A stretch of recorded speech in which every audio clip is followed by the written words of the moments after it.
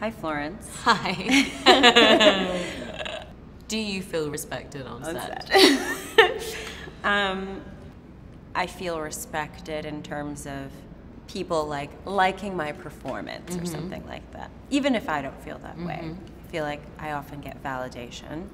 But I don't always feel respected as a younger woman because I sometimes feel like people treat me like a child or just don't take my ideas seriously. Sure. I don't think that people don't listen. That's never been the case.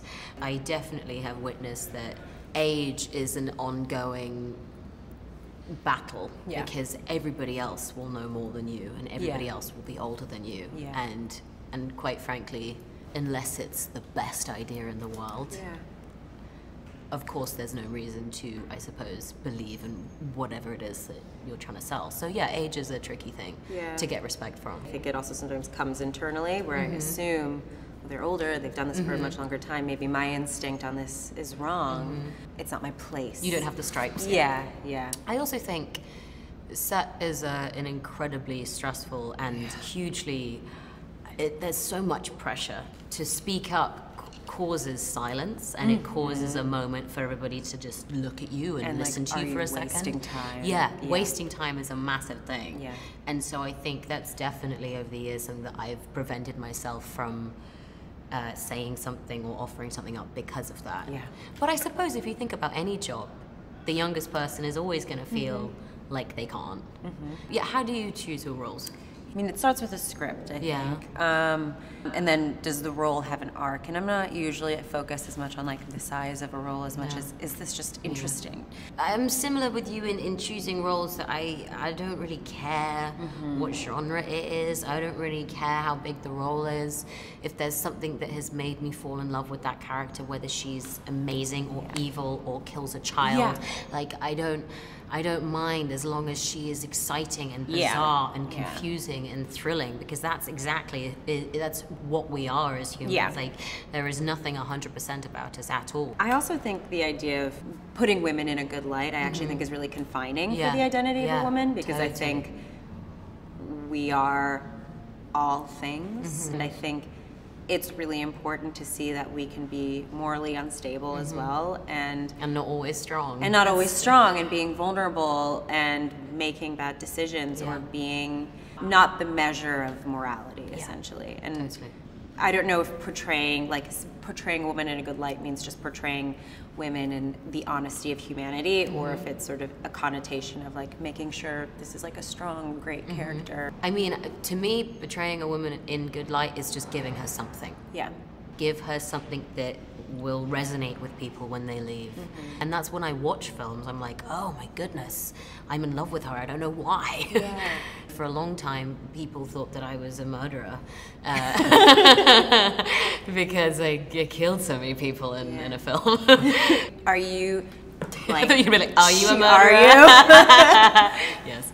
Do you think you choose things to counteract that, or are you kind of like, Different films will bring different fans, and I know that, but I don't think I'm making decisions to make sure that people don't think of me as a murderer, because that's not why we like scripts. You know, I think it has to be more than that, as we've just said.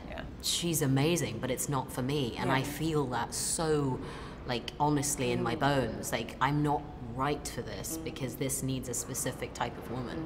And I also think that that's our jobs, to put our hands up and say, you know, that the character deserves more, I think. And respecting the story. Respecting. I totally agree.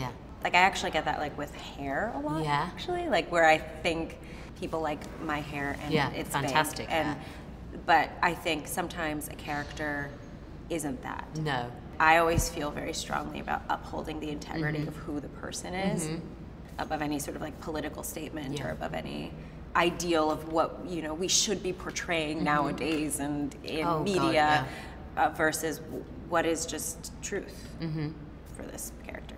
I have like women that I've just always adored and always loved. Most of them are actors. I think actresses who are acting and are of age and are older, there's something so graceful about being able to accept your transformation as a person and as a performer, and leaning into it and still working, you know, which is why acting is such a wonderful career, because it embraces the metamorphosis of humanity, and you can change and still share that.